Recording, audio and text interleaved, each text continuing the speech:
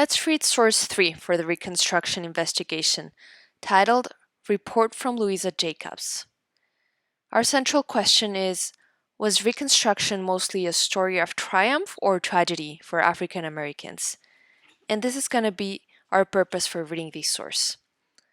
Now, let's read the attribution and then the headnote to find out what type of source this is and who wrote it, when it was written, and why it was written. Attribution.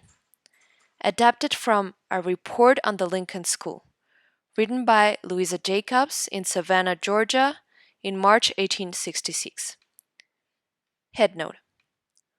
Louisa Jacobs was born a slave in North Carolina in 1833. Her mother was Harriet Jacobs. Harriet Jacobs was the first Black woman to write about being a slave in the book Incidents in the Life of a Slave Girl. Louisa and her mother opened the Lincoln School in Savannah, Georgia in 1866 for freed people. African American teachers taught in the Lincoln School.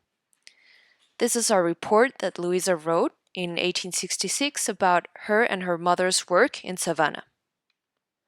Let's pause here and take a moment to answer these questions about the headnote and attribution in your packet. So pause and come back when you're ready.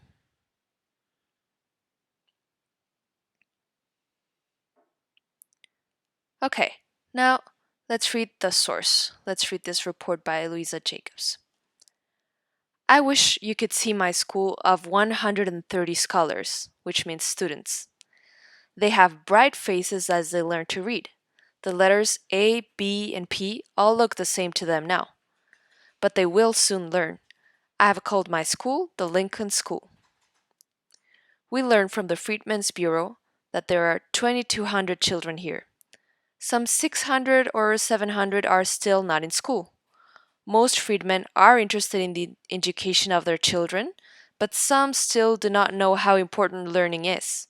Old ways of thinking, I am the master and you are the slave, are not dead in Georgia. In this beautiful city, there is a street where colored people were allowed to walk only on one side. Not long ago, my friend walked on the other side of the street and was rudely pushed off by a white man. He told her that she had no right to walk on that side. She said that the Civil War had made Bull Street hers as much as his. Many of the planters have returned to their homes. Some wish to make contracts with their former slaves, but the majority are so unfair in their offers that the people mistrust them. There are 8 freedmen's schools here. The largest school has 300 scholars.